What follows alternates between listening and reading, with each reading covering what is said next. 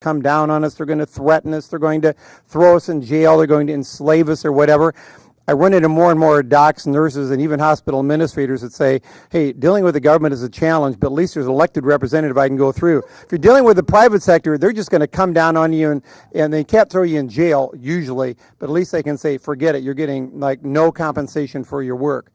With that in mind, I think that whatever system we evolve to from here, I think what we're doing today is really great. I believe without question we need a lot more grassroots activism. I was in church this morning. Some comments were made about religious belief and encouraging those views throughout the community, or encouraging implementation of those particular views. I think every one of us, every listener, if you feel strongly about this, go to your church, go to your Rotary group, whatever, have speakers come in, talk it up, generate concern. I watched Sicko. I think Sicko had Michael Moore made many valid points in Sicko, but even aside from the healthcare points, one of the most dramatic things in Sicko, in my opinion, was when the member of parliament from Great Britain, looked like he was maybe 80 years old, maybe retired, maybe an ex-MP, said, you know, if the government tries to do such and such in this country, we're going to have millions of people out on the streets. And in France, they tried to knock off, I think, a half a day of a holiday for workers, and they had 1 million people out in the streets. And I think what we need in the U.S. is a lot more activism to put pressure on the system, especially elected officials, to make this happen, make a lot of other things happen that need to occur in the U.S. That is the key. Let me, Gloria. This is part of it right here today. Thank you very much, Tom. I have not had health insurance, decent health insurance, since 1995. I've had to go to Matthew 25. I've had to go. I have pre-existing health conditions. Part of the reason why I became a truck driver, and I did, as Terry said, I did pass my test, was to get a job that would enable me to have health insurance. I'll have it November 1st, but that doesn't mean I'm going to heave a huge sigh of relief, because I have the dreaded pre-existing conditions. And I'm pretty sure that if I need to have something done or looked at, they're going to start going through my health history and saying, no, that pre-existing, you have to wait 6 months, a year, 2 years, whatever. A column I wrote years ago before I became a columnist for the Fort Wayne Reader. I wrote it for an online forum, I guess, uselessknowledge.com. I wrote a column called My Health Insurance Card is a Visa. And I wrote it because I had to have an MRI, I believe, because I was having eye problems. And I did get a 20% discount because I paid it the same day, but, it was just kind of scary, that I had to do that. And fortunately, the condition cleared up and I'm fine. But I think a year after that, I was recommended to have a pelvic and abdominal pelvic and abdominal CT scan. My doctor recommended it. And I'm not against having tests done, but the thing that really kind of bothered me is the tests didn't really tell me anything that I didn't already know. And I'm still paying on those scans. I should have them paid off in a few months, I'm thinking, because I did start my job, and, hopefully I'll be making, some decent money, and I'll be able to take care of those bills. But I did see Sicko 3 times, and I think, regardless of how you feel about Michael Moore, I think the really great thing about this movie is that even though it was hard to watch, people are talking about this. The first time I saw it, I struck up a conversation with a couple who sounded very comfortable. I overheard the woman saying they should make this movie free so everybody can see it. And I talked to them, and this was, the gentleman had a very good job. He said he made probably about $100,000 a year. They didn't strike me as being poor, and I'm sure they had health insurance. But, as was said earlier, it's not a Democrat issue. It's not a Republican issue. It's not a Libertarian issue. It's not a Green Party issue. It's not that sort of an issue. It's an issue for all of us. And if the government isn't going to do anything, I think it's up to us. And, people will argue, oh, well, do you want the same people who, dealt with Katrina to deal out your health insurance or, take care of your health care? And it's like, well, you know, our system right now, it's like, well, how could it get any worse? I don't think that if, in a phrase to sum it up, I don't think government has to suck. We have fire, police, libraries, schools. That's all provided by taxpayers. I don't think a healthcare system, it doesn't have to be horrible. Is it going to be perfect? No, I don't think so. But I think we do need something because people are dying. If they're not dying, they're worried about how to pay the bills. And it's getting to a point where I've seriously thought about moving to Canada. So, I don't really want that to be my option, but it floors me that we're such a wealthy country with so many resources, but we treat the sick like crap. And that's not the America. I don't think that's the way America should be.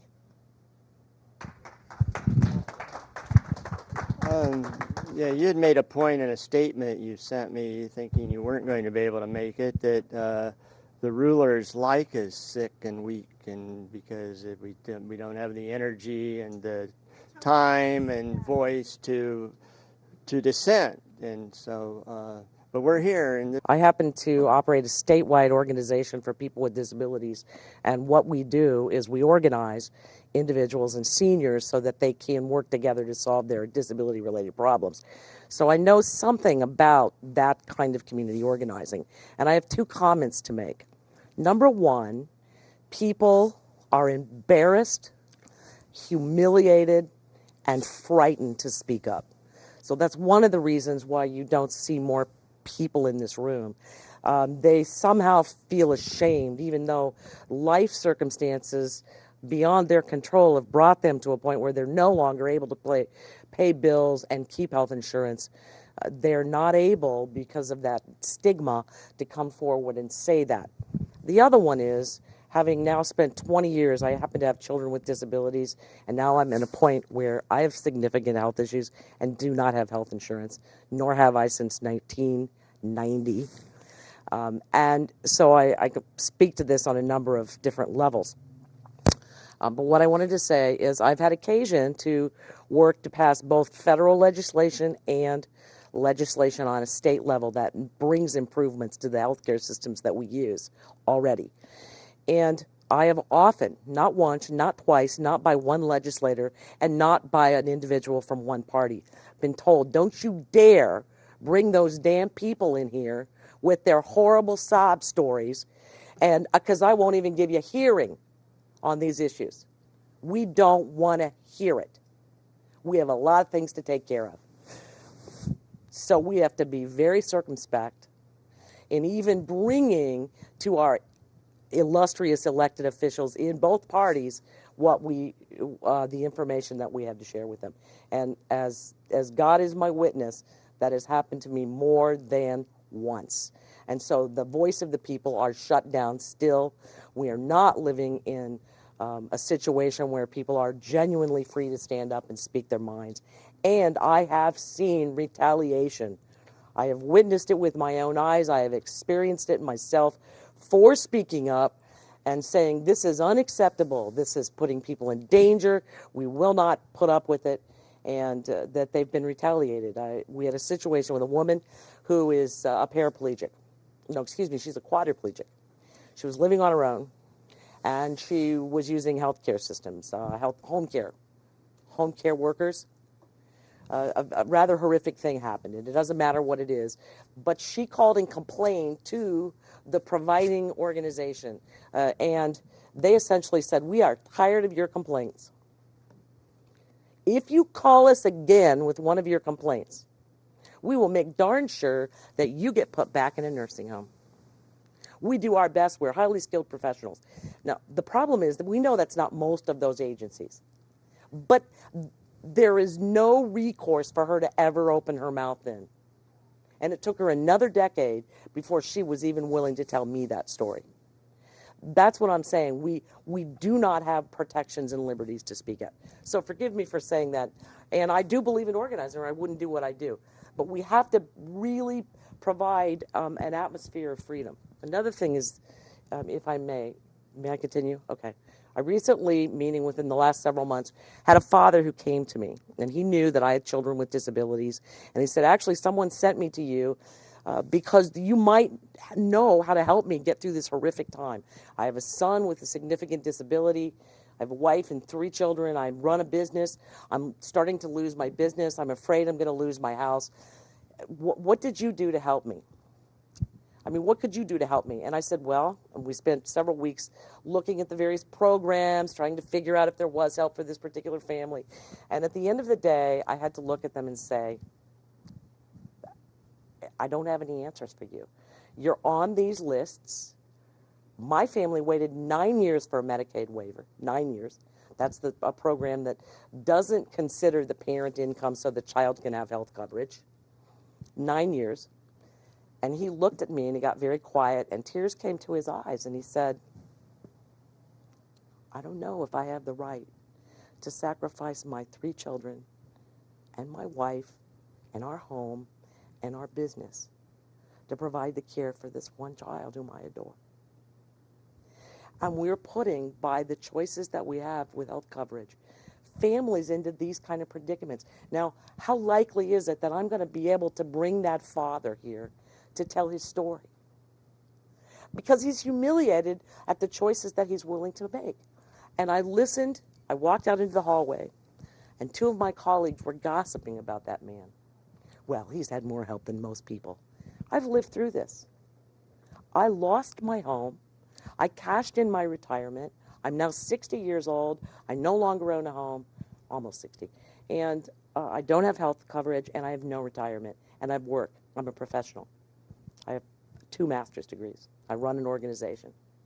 And I have absolutely no way to support myself in a few years. So I'm looking at it, and I said, I know that I made that choice for me. I gave those things up so that I could, in fact, afford to pay the medical expenses that my children required. Who's to say he's wrong, though? That's my point. Thank you for listening. Sonia, listen, I'd like you to make a few comments about your situation and a patient had asked. This is Sonia, you saw on TV. And then we'll try to get some, go toward, solution's a big word for this problem, but some ways maybe here in Fort Wayne we can get some specific things going. And some things have already been mentioned, and including the San Francisco plan. I'm just going to sit here if that's okay. I just want to say thank you to everybody. Eve and the clinics and anyone who works towards getting people.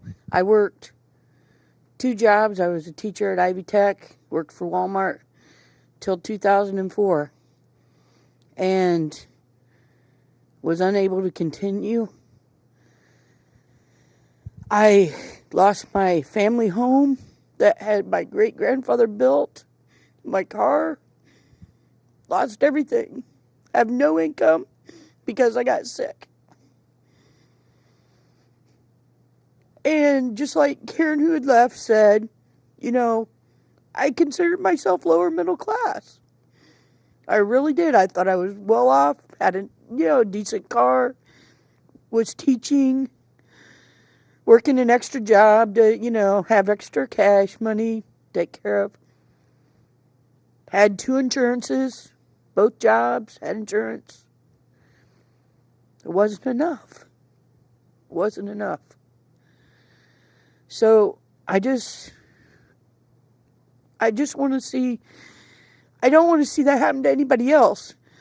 One other point I'd like to make is somebody, I don't remember who it was, said about sacrificing the 18,000. When they said that, made me think of Hitler, where he sacrificed people. That's what our government is doing, is sacrificing people that they don't consider good enough or well enough or whatever the reason. That's what I thought of. Thank you. Thank you, Sonia. Well, I think Tom said it. We're going to have to do it ourselves.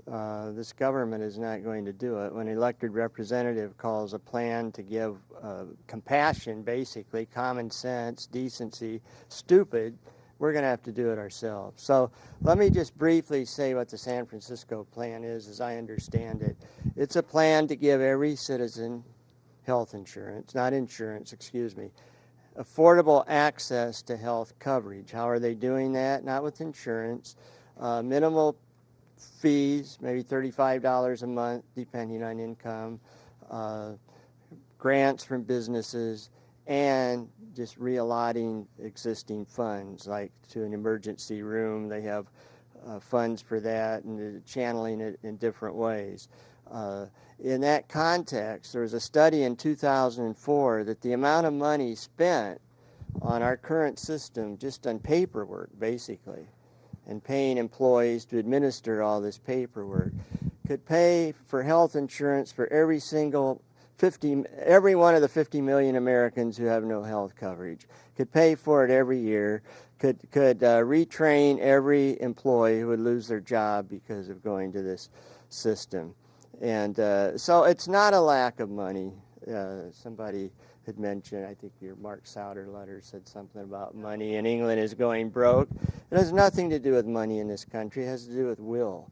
And there's a lot of reasons. I'm sure we all have reasons why our government, why the people who are in charge have such little compassion for us. But what can we do? Is that a viable plan in Fort Wayne? Dr. Walker said, well, that's intriguing to think that Fort Wayne could do anything that San Francisco is doing. But it's an American city. We're an American city. Can we do it here? Should we do it here? I think Tom had mentioned Tom Henry, all the people from Burma coming to our city. No insurance. Something has to be done. We can't just go on with the current system. I am very moved by all your comments and stories, and they're fantastic. And I think, yes. This is just a brief note about another movie that's probably 2 or 3 years old. It is based on a true situation. It has to do with the HMOs. Instead of being titled Managed Care, the title of it is Damaged Care. It is very good. It stars Laura Dern, who does a great performance with the primary character, and it really tells you how the CEOs of the companies do make a lot of money because of their system of denial. Thank you. Thank you. I'll just stand, Tom. All right. Anybody who believes that we need a single-payer, government-sponsored health care, I have postcards addressed to Mark Souder. The message is very simple. Please be a co-sponsor of H.R. 676. Also, I am glad to know that Tom is converting to our way of thinking. And also, Tom, you made a comment about everywhere you go. I met these folks out at the Allen County 4-H Fair, right? Yeah. And we were standing there. What was I doing? Registering voters, I think. Right. I was registering voters. They told me their story. They were crying. I was crying. We were going to have a meeting very shortly after out at the League for the Blind. They came out and told their story. What you said about people sharing, they have to listen. And if the politicians don't want to live, tough crap. They have to listen. And it has to be in writing, has to be vocally, it has to be every way we can. We had a rally at the courthouse, and we probably had 100 people. Mm-hmm. I think the newspaper said, what, 40 or 50? 40. We own this government. We will talk to Souder. I asked him, would he come and speak to us? No, as soon as I sent that off for 5 minutes, then he said no. Then we'll speak to him on the sidewalk. I will get a permit if you will come. Do not be... Please don't misunderstand. No. We have to keep this in perspective. Those of us who are strong enough to Can do do that it. type of Yes. advocating have to represent those who Absolutely. are frightened. We have 13,000 people in our network who are advocates, who come out and speak to these things, and I'll provide you with my email because we can get this information to them. All together. But I'm saying we have to understand and not be disappointed about those of us that actually do this for a living. We spend time organizing. Maybe we contact 5,000 people before we go to that rally, and you have 60 show up. Okay? Still a small percentage, and we have to be enough. That's my point. I am going on the 10th and 11th to Chicago. I hope I'm talking Pat into going with me for Health Care Now, okay? And we are meeting with Michael Moore, Dennis Kucinich, Steve Scavara. There are people all over the country. Once every Sunday, I get on a 3-hour conference call from people all over the country who are doing various things. All right, we've just got to come together. Now, I'm the last person who likes to be on the computer, but look at what Dave is doing. Look what Terry's doing. What would be wrong with having, I know, Mr. and Mrs. Vyers or people on a YouTube? I mean, they don't have to give their name, telling what's going on. My daughter there's going to be no reprisals on my daughter, and she comes out all the time. I'll be damned if there's any reprisals on my daughter, or I will sue them again. And really, they will back off. If we are all strong, they will back off because they are not within the law. They are not within the law. We're going to change this law. We're going to change this law if we stick together. Now, I'm going to leave all this material up here. I need everybody's email, a phone number, address, and we will contact you and we will get this going. Do not give up. We're not sure everything we're going to do, but one voice is a whisper, many voices are the wind. Let's be the Hoosier Hurricane. Do not give up. Wonderful. Okay, I'm going to get to your story, but go ahead. Okay. I just briefly, Terry talked about the San Francisco plan. Many of us have been watching the Massachusetts plan. There's, I think, a plan for Indiana. All of these plans are just chipping away at the problem. There's just maybe just one solution. I look in the room and I see many of us here have Medicare. It's not free and it's probably not perfect. But before Medicare, there were seniors. Our life expectancy is a lot greater since 1976 than it is right now, or than it was back then. I think that it's important that we're unified. And again, I have these postcards for Mark Souder. We've already sent him about 120, and every one that we send is probably a hopeless cause. If Tom had been elected, things would have been different. You would have voted yes for S-chip program, right?